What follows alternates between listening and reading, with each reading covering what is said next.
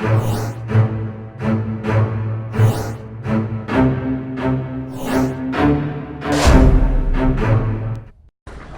안녕하세요.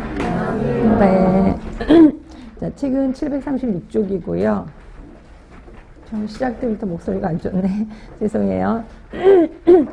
자, 지난 시간에 우리 그 보건경제, 그래서 그 보건의료가 사회경제적 특성이 어떻게 되느냐, 그거에 대해서 이제 쭉 훑어봤고요. 그 다음에 책은 736쪽에 우리나라 보건의료 제도를 한번 보겠습니다. 우리나라 거니까 당연히 상식처럼 알고 계셔야 돼. 뭐 이런 거를 뭐 달달달달 따로 외운다거나 뭐 이러지 말고 그냥 상식처럼 알고 계셔야 됩니다.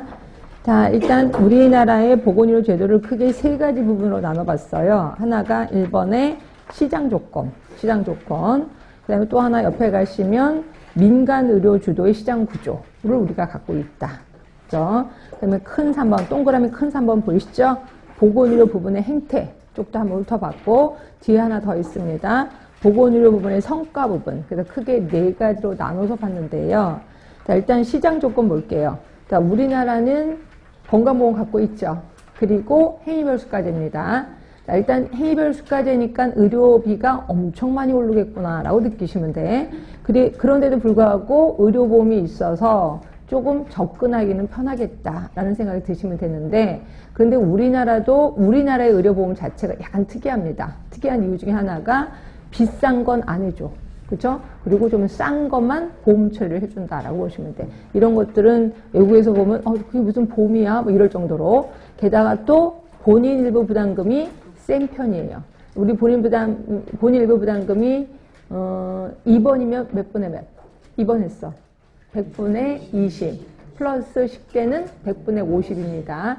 자, 그리고 외래 같은 경우는 우리 의원, 동네 의원 100분의 30서부터 상급종합병원은 100분의 60. 그래서 굉장히 높은 편이에요. 그런데 비해서 일본은 최고로 높아봤자 100분의 30이라고 생각하시면 됩니다. 굉장히 본인부담금은 높고 또 툭하면 안 해주고 이런 것 때문에 조금 의료보험이 있는 것 같지 않다라고 하기도 합니다. 그리고 행위별 수가제니까 의료비는 끝도 없이 올라가고 있구나라고 보시면 될 것 같고요. 그 말이 쭉 써 있을 겁니다. 자, 동그라미 1번 볼게요.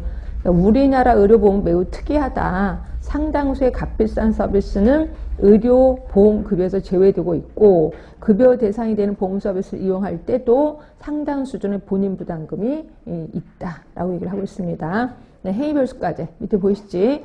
자, 우리나라 지불보상제도는 의료서비스 행위마다 가격이 지불되는 전형적인 행위당 수가제이다. 예, 알고 있을 거예요. 자, 그리고 또 하나가 이제 정부의 미약한 규제. 누구한테 휘둘릴까요? 정부가. 의사협회한테 휘둘리고 있다라고 보시면 됩니다. 자, 이러다 보니까 동그라미 2번. 자, 고급화, 상업화 현상이 심화되고 있는 현상이다라고 보시면 될 것 같고요. 자, 그리고 세 번째로 보시면 의료 제공자의 형태에 대해서도 적절한 규제가 필요한데 규제를 못하고 있어요. 그래서 환자가 다 죽어가. 죽을 거 뻔해.